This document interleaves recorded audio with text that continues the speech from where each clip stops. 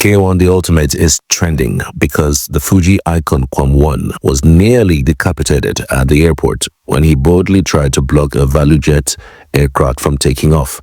Apparently, K1 was drinking something from a bottle which the flight attendant suspected to be alcohol, which was prohibited. They asked him to identify what he was drinking or submit the flask containing unidentified substance, violating protocols of Nigeria's National Civil Aviation Security Program, which said liquids exceeding 100 ml are not permitted unless medically necessary and properly declared. At this juncture, K1 claimed it was medically prescribed, but had no proof. Security got involved. As it escalated, but K1 only got more agitated and poured the drink on the airport officer and captain, allegedly. Turns out it was alcohol. So the airline security officer asked him to step aside for clarification and discussion. He was deported. Seeing that he won't be following the flight headed from the Nnamdi Azikiwe airport, Abuja, K1 attempted to block the plane from moving in front of it. The pilot, who has had enough, accelerated regardless and missed K1's head by mere inches. Now the two pilots have been suspended by NCAA for failing to adhere to safety protocols. FAAN is considering placing K1 on a no-fly list, meaning that he won't be able to travel by air until further notice, as he is seen as a threat to national security and public safety. Reactions have begun trailing this situation. One fan said, now Kada the jam poor man, now playing the jam rich man. This live show is attempted murder. This other one says, what was Kwam1 doing in front of an aircraft that was ready to depart? Why is Kwam1 not in custody over protocol? Why is NCAA not banning Kwam1 from flying in our airspace? One set of rules for one, another set of rules for another. That pilot immediately for psychiatry. Wow. This one says, you need proof saying that Kwam1 did that video because I don't see anything. This other one says, that pilot should be investigated and sanctioned. This other one says that pilot wanted to buy Kwam1 Nisha. Good morning, everybody. Hope you're good out there. It's beautiful to be here today. So Kwam1 is trending across social media platforms, and it is looking really interesting on the reasons why he's trending. Just has been explained to you in that particular piece, just over 2 minutes piece, where it was stated that he was with an alcohol bottle and he was asked to submit it, but he refused to submit it and says it was a doctor prescribed, that he was asked to show proof, and then he wasn't able to come through with the proof, and so he was deported. And then instead of going back to the terminal, he stayed in front of the aircraft, just reminiscent of what exactly that we see in bus stations. I mean, it just brings to you an array, reminiscent of what we see in the bus station, where you and the conductor have an issue, and then because of that issue, you say they're not going to move. You go stand in the front. I mean, that was really close. Imagine Kwam1 did not dodge that wings of theirs. I mean, we're talking about a death situation, and it really shouldn't be. It really shouldn't be. Let me tell you some of the developments, especially as it regards that. He's also been speaking. Renowned Fuji musician King Wasiu Ayinde Marshal, popularly known as Kwam1, has pushed back against allegations surrounding an incident at the Abuja airport, as the Federal Airport Authority of Nigeria has launched a probe into the matter. On Wednesday, FAN announced that it has launched an investigation into an incident involving Ayinde Marshal concerning an alleged violation of airport security rules at Nnamdi Azikiwe International Airport, Abuja. FAN said the altercation occurred on Monday, August 5th, 2025, during boarding procedures for a ValueJet Airlines flight VK201 headed to Lagos. According to a statement signed by Director of Public Affairs and Consumer Protection FAN Obiageli Ora, preliminary investigations confirmed that the passenger was scheduled to board the morning flight to Lagos operated by ValueJet Airlines flight VK2201. During boarding, The passenger attempted to carry an unidentified liquid substance on board despite the repeated warnings from aviation security personnel and the flight captain. FAN clarified that the musician attempted to board the flight carrying a flask containing liquid, violating aviation security regulations that prohibit liquids exceeding 100 millimeters in hand luggage. In accordance with international aviation security standards, specifically Nigeria's National Civil Aviation Security Program and ICAO Annex 17, liquids exceeding 100 ml are not permitted through security screening unless medically necessary and properly declared. The passenger was informed of the regulations but reportedly declined to comply, the statement reads. Tensions reportedly escalated when the musician refused to step aside for further checks. As the boarding continued, an airline security officer asked the passenger to step aside for further clarification. The passenger allegedly refused and spilled the contents of the flask on the officer, which turned out to be alcohol. The flight's captain intervened but faced similar resistance. After confirming that boarding was complete, she instructed the closure of the aircraft door. The situation intensified when the musician moved to the front of the aircraft and refused to vacate the area despite repeated requests from airline personnel. It was ultimately escorted away by the AFSE crime unit for further investigation, after which he was released. FAAN condemned the disruption and emphasized that the matter remains under thorough investigation. FAAN reiterates its unwavering commitment to the safety and security of all passengers, crew, and airport personnel. The agency assured the public that all parties found culpable will be held accountable according to the law. KWAM1 is reacting. In a statement issued by the media aides to K1, the ultimate KWAM1, Kunle Rashid, it was stated that the claims of FAAN were misleading. The statement reads in part, quote, our attention has been drawn to reports alleging that King Wasiu Ayinde Marshal displayed unruly conduct while attempting to board a ValueJet flight on August 5th, allegedly causing a breach of aviation protocol. We wish to categorically state that this narrative is not only exaggerated but also misleading. At no point did K1 act in a manner that endangered lives or breached safety regulations. The substance in question, which was wrongly sensationalized, was nothing more than plain drinking water given to him at the airport lounge while he waited to board the aircraft. Despite his disrespectful effort to clarify this, the situation was unnecessarily escalated. Claims that K1 blocked the aircraft or attempted to disrupt operations are completely unfounded. The veteran artist, who is globally respected and frequently travels both locally and internationally, understands and strictly adheres to aviation protocols. If indeed there had been anything inappropriate in his conduct, the head of airport security, officials from relevant agencies such as FAA and NCAA, as well as the chairman and managing director of the airline, would not have reached out personally to appeal, tender apologies, and even go as far as arranging a private jet to fly him to Lagos at no cost. Despite persistent persuasion from the airline's top executives, K1 graciously declined the offer. The statements emphasized that K1 was the victim in this incident, stressing no one else but him and his personal assistant was directly involved. A few concerned passengers who witnessed the incidents firsthand appealed to him to remain calm, recognizing the undue pressure he was under. It added that in light of the recent developments, it is important to note that the pilot involved now has her license suspended given the circumstances.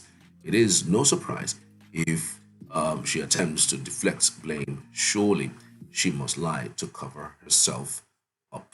Whoa, this is quite an interesting development. I don't know what you think, though. I mean, with all of the details I've given to you, who is at fault? Who do you see that is at fault in this whole mess? Because again, like it or leave it, everybody's just going to defend their own environment. I mean, I don't expect Kwam1 to say he's at fault. I don't expect him to say that he was carrying alcohol. I don't expect him to say, okay, you know what, I apologize for what happened. It's not going to happen again. I don't expect that to happen, in fact.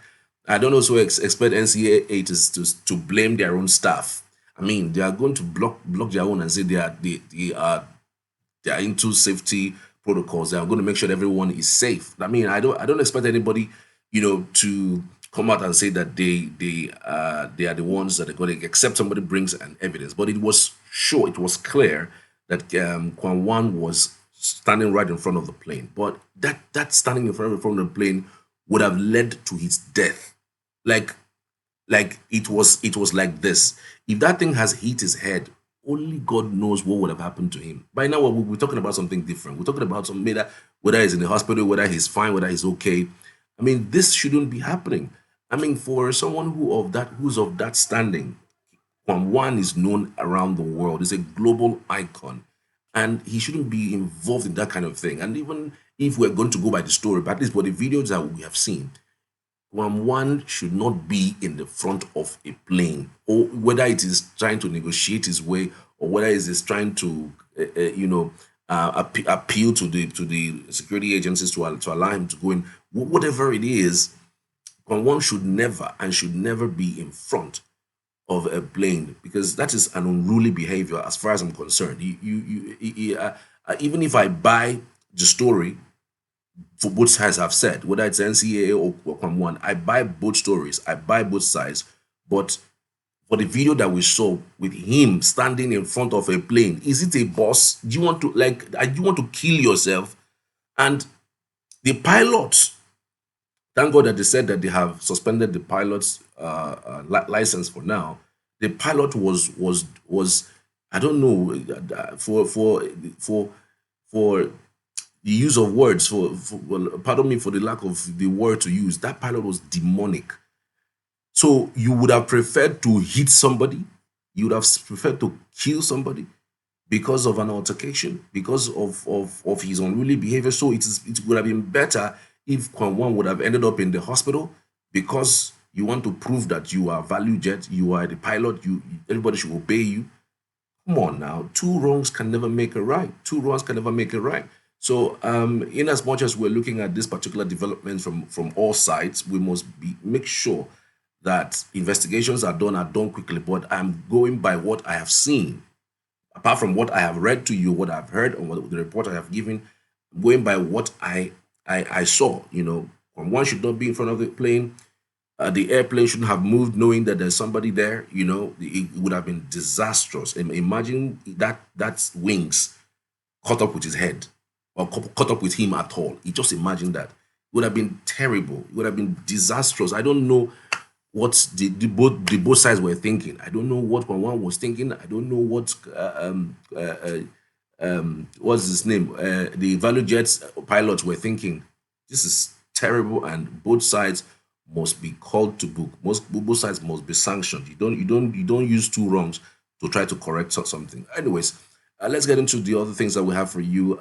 We have some newspapers here: the Daily Independent, Daily Times, Vanguard, Daily Trust, The Punch, and Tribune. So we'll do that quickly. So Daily Trust this morning has this headline: Civil servants use stolen money to build estate, says the EFCC. Well, EFCC, I would suggest that you stop talking and stop bringing those people to book. Bring them to book. Let us know who they are. It's very important, so that we don't miss out on what we're supposed to do with just talking. Burning worry, motorcycle, phone theft replace abductions. Okay. What is that interesting headlines now? Burning worry, motorcycle, phone theft replace abductions. Okay, motorcycle, phone theft replace abductions. What to know about new insurance law? All right, find out the details of that. Taraba, 8 months without deputy governor. Taraba, 8 months without deputy governor. Why is he not in office? Well, find out from the Daily Trust newspaper this morning. Still on the Daily Trust. State activates control measures as flood wreaks havoc. State activates control measures as flood wreaks havoc. Ghana defense environment ministers killed in helicopter crash. Ghana defense environment ministers killed in helicopter crash. Israel plans full occupation of Gaza as 130 people killed. Anti-party PDP to take action on Wike next week.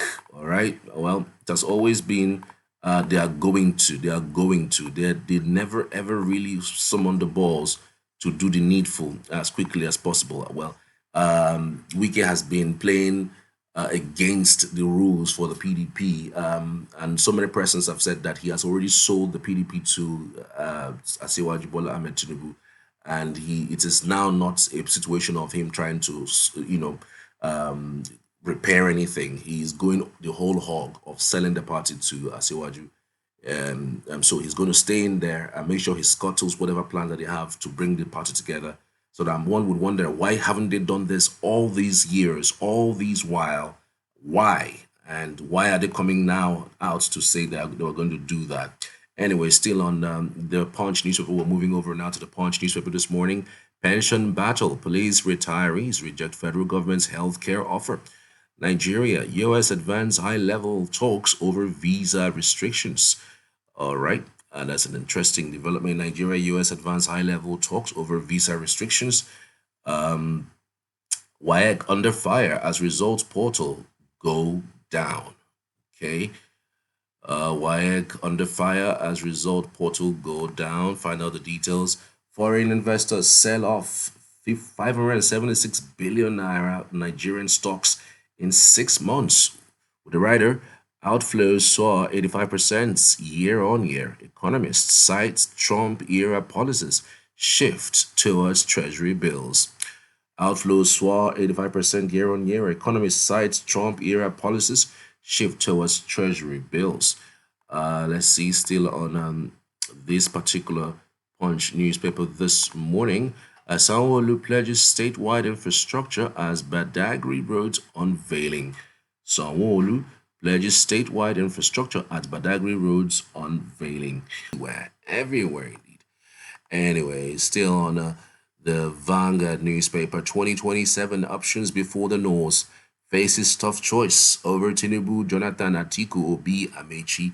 Many abandoned estate in Abuja owned by civil servants, says EFCC.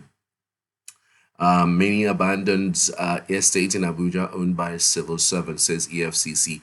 Ghana Defense Environment Minister, six others die in military helicopter crash. Okay, so this 2027 options before the North faces tough choice over Tinubu, Jonathan, Atiku, Obi, Amechi. First of all, take away Amechi from that list because I don't see him as a force to be reckoned with because he hasn't gone for any national election. And you could say, well, he won his state twice, yes, but well, the first one, remember, he didn't really go for that election. It was the courts that put him there, But for the second time, you could say, okay, he was that popular to gain that. But as it stands now, it's going to be a little bit tough for him because he is from River State, where Wike is from. Wike would want to prove some strength and some metal where Asiwaju is. He also wants to have a stake in Asiwaju government in the second term. So the only way to get that is by making sure that he brings that Rivers numbers, that Rivers 1 million votes or 1.5 million votes, over to the APC. So he would have a problem in that state because if, for instance, the votes there are 1.5, he might most likely share it with Wike's people. Remember, except you have people who want to rig it to the extent that you know that it's really rigged. Anyways, Wase parents group wants papers cancelled. Late Doin Abiola to be buried in Lekki. Family confirms. As Tinubu governors NPAN NGE mourn. Federal government approves tax incentives for manufacturers using local raw materials. Federal government approves tax incentives for manufacturers using local raw materials. Thieves shouldn't be rewarded with ministerial appointments, says Emir Sanusi. Thieves shouldn't be rewarded with ministerial appointments, says Emir Sanusi. I'm sure he must be referring to this current administration.